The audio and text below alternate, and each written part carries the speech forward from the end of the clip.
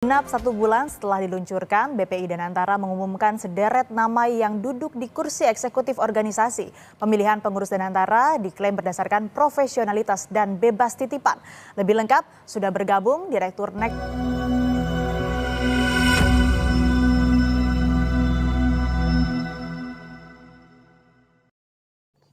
Halo teman-teman, salam sehat dan jumpa kembali di channel Dimensi Analisa. Teman-teman, kita mau bahas kali ini tentang mengenai daripada ada 2 topik lah ini. Satu topik BRIC BRIC yang kemarin udah disahkan resmi menjadi bergabung Indonesia menjadi salah satu anggota BRIC ya. Kemarin kan datang itu mantan presiden Brazil, karena kan pelopor daripada BRIC ini adalah Brazil ya, salah satunya. Jadi mantan presiden Brazil itu datang ke istana untuk menemui presiden Indonesia yaitu Prabowo untuk memastikan bahwasanya Indonesia itu harus bergabung lah, kira-kira seperti itulah. Karena mereka pun berharap Indonesia ini adalah peluang besar untuk sebagai penyokong BRIC gitu.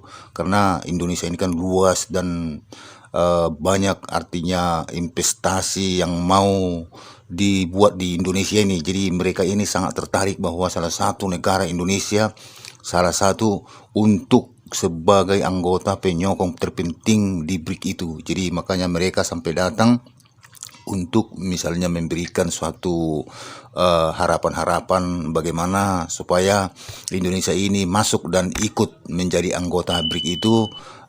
Mereka memberikan harapan di mana harapan tentang perekonomian perdagangan dunia ini, kalau seandainya BRIC diminati oleh misalnya anggota-anggota lain, maka BRIC ini bisa saja nanti jadi pengganti daripada dolar-dolar yang negara-negara yang tergantung kepada dolar Amerika bisa menjadi BRIC. Jadi perdagangan atau bisnis-bisnis antar negara dimanapun bisa lebih enteng dan mudah gitu daripada di bawah tekanan-tekanan dolar Amerika. Tapi bukan sampai hanya segampang itu ya, masih banyak tantangan ke depan, bukan hanya sampai misalnya hanya masuk BRIC dan menciptakan BRIC sebagai mata uang pengganti Amerika, sebagai mata uang bisnis internasional. Itu bukan segampang membalikan tangan dan bukan semudah hanya yang dipikirkan bahwa sudah masuk BRIC itu sudah suksesan, sudah berhasil dalam perdagangan internasionalnya. Dan negara-negara yang masuk dalam BRIC ini adalah termasuk golongan yang gampang dan mudah melakukan bisnis secara internasional. Begitu, bukan segampang mengatakan seperti itu. Belum tentu juga, karena masih banyak tantangan di dalam ini. Tantangan berbagai macam, setiap negara itu banyak gitu. Masing-masing polemik negara itu banyak gitu. Jadi enggak semudah itu. Ya mudah-mudahan aja bisa berhasil dan ini terlaksana dengan apa yang mau dipikirkan ataupun apa yang yang ingin ditujukan ya. Artinya apa tujuan utamanya daripada BRIC ini dalam setiap negara-negara yang masuk dalam anggota ini ya, semoga aja artinya bisa tercapai dan terlaksana begitu. Dan topik yang kedua ini kita membicarakan daripada Danantara. Danantara ini sudah disahkan juga sama Prabowo kemarin, yaitu sebagai penasehatnya dan pembina-pembinanya. Penasehatnya yang jelas ya mantan Presiden SBY atau Susilo Bambang Yudhoyono, Jokowi gitu. Itu dari Indonesia dan dari luar negeri juga ada. Dan bahkan dari kepala-kepala negara dari luar pun ikut juga sebagai penasehat. Tapi penasehat bagaimana nih kita nggak paham juga ya, nggak ngerti juga kita. Seperti yang kita bilang lah ya, penasehat Prabowo, penasehat Jokowi. Emang selama ini mereka apa yang bisa dinasihati sama koruptor? Itu Jokowi selama ini apa yang mau dinasihati sama koruptor? Merajadilah koruptor di Indonesia selama dia memimpin Indonesia ini. Saya suka-suka koruptor itu, goyang sana goyang sini, suka-sukanya. Begitu juga SBY. SBY itu apa yang bisa dinasihati sama koruptor? Bahkan daripada anggota partai dia banyak yang masuk penjara. Hmm? Puluhan yang masuk penjara daripada anggota partai dia selama dia memimpin Indonesia ini, selama dia jadi presiden Indonesia ini. Jadi apa yang bisa dibanggakan sama mereka yang dua ini sekarang, kira-kira begitu loh. Sekarang menasihati apa yang kira-kira, siapa yang mau dinasihati dia? Siapa? Jadi saya kurang percaya juga mereka dua ini penasihat benaran atau gimana nih. Hanya cuma diangkat begitu-begitu aja atau bagaimana. Kalau benar-benar mereka ini bisa penasihat, nggak bakalan ada korupsi di Indonesia sampai sekarang. Ya, mereka ini sebagai pemimpin negara, tapi koruptornya luar biasa. Bisa lari sana lari sini, goyang sana goyang sini, semua keuangan negara ini habis hancur blur dibuatnya. Mana ada? Jadi kok bisa penasihat seperti ini? Jadi saya juga bingung juga ya. Mudah-mudahan lah, tetap juga kita berharap mudah-mudahan aja. Tapi ini hanya 40% saja. Kalau seperti harapan saya ini hanya 40% saja. Kalau mereka-mereka ini dibuat juga. Ini bukan main-main loh. Danantara ini sudah inilah darah Indonesia terakhir, nggak ada lagi. Kalau sempat hancur ini udahlah, makan batu lah orang Indonesia, makan batu sama lumpur itu. Kalau sudah hancur ini, udah ini tak ada lagi. Sudah ini semua dana-dana Indonesia yang ada di dalam ini. Dan ada 20 orang yang dipilih sebagai pembina daripada Danantara ini. Katanya sih ini murni profesional. Itu termasuk daripada Rosan Rosali yang bilang itu ini bukan ada titipan satupun. Ini murni profesional orang itu katanya. Goblok itu, bohong itu yang bilang nggak ada titipan. Siapa bilang nggak ada titipan dari muka-muka mereka itu titipan semua itu. Nggak ada itu, nggak ada titipan. Siapa bilang nggak titipan?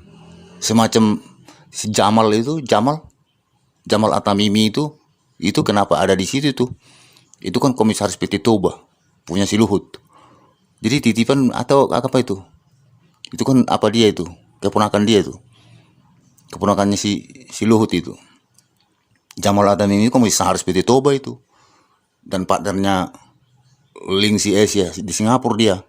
Jadi bagaimana? Nggak ada titipan.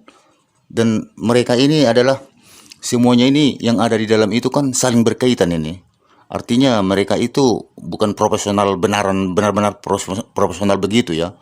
Mereka ini kan ada partnernya ini. Ya artinya kalau kita lihat dari 20 orang itu, kalau orang itu bukan dari satu alumni lulusan university ya pasti mereka itu sama-sama pengusaha.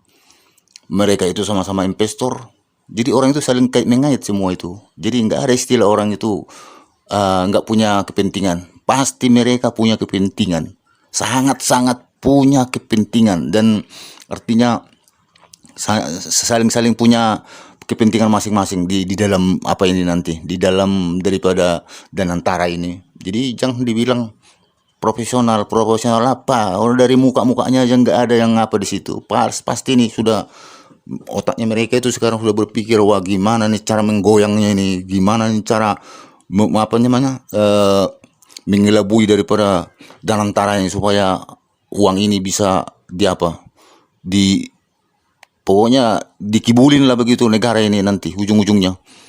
Jadi jangan dibilang ini profesional.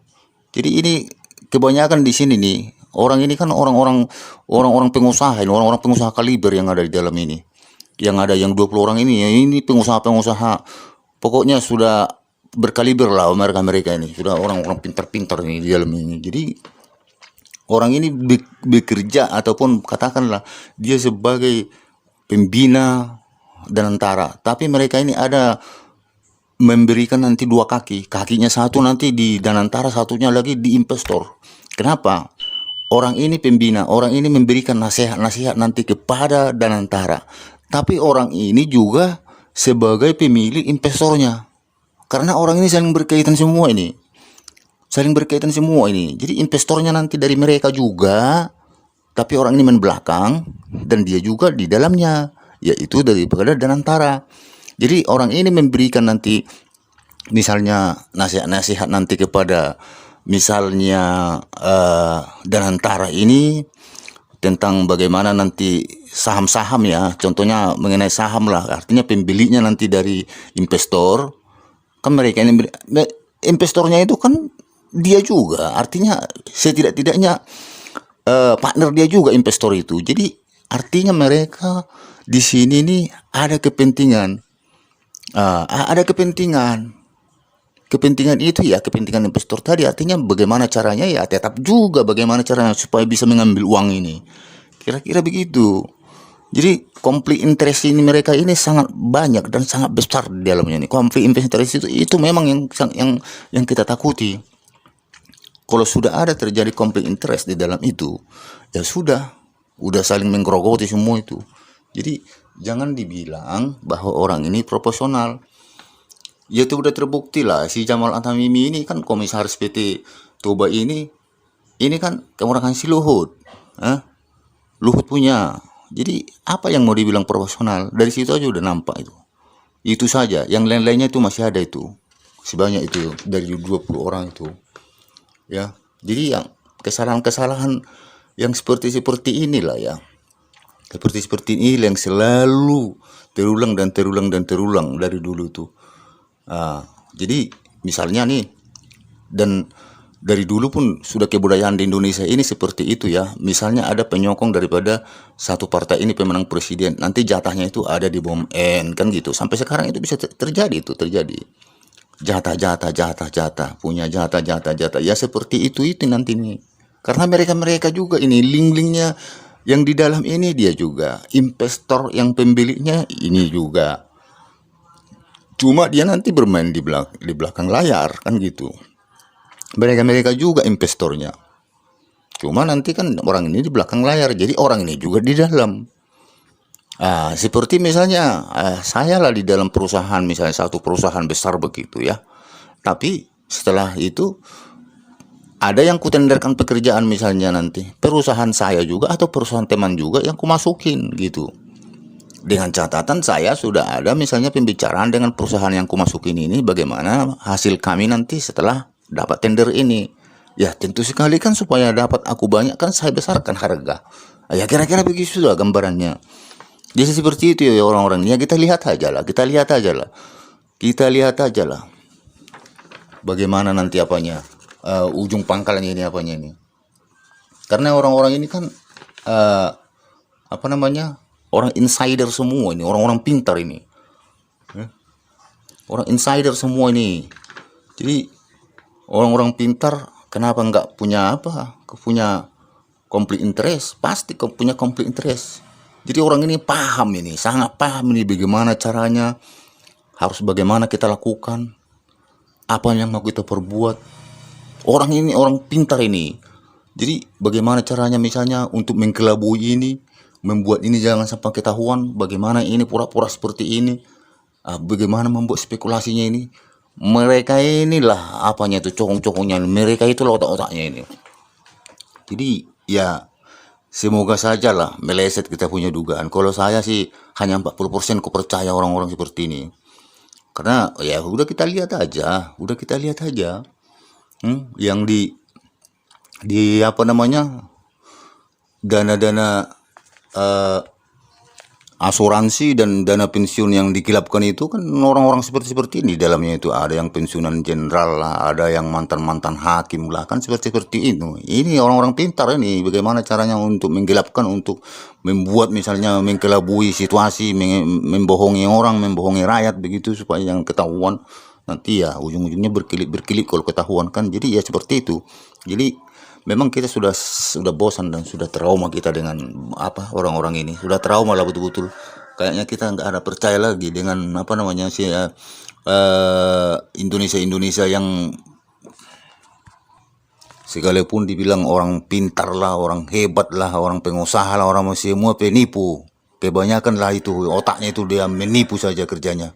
Hanya gimana caranya sudah mengambil uang-uang ini, bagaimana caranya untuk mengkelabui ataupun misalnya membuat supaya uang ini jangan ketahuan kepada masyarakat bahwa udah berpindah tangan begitu.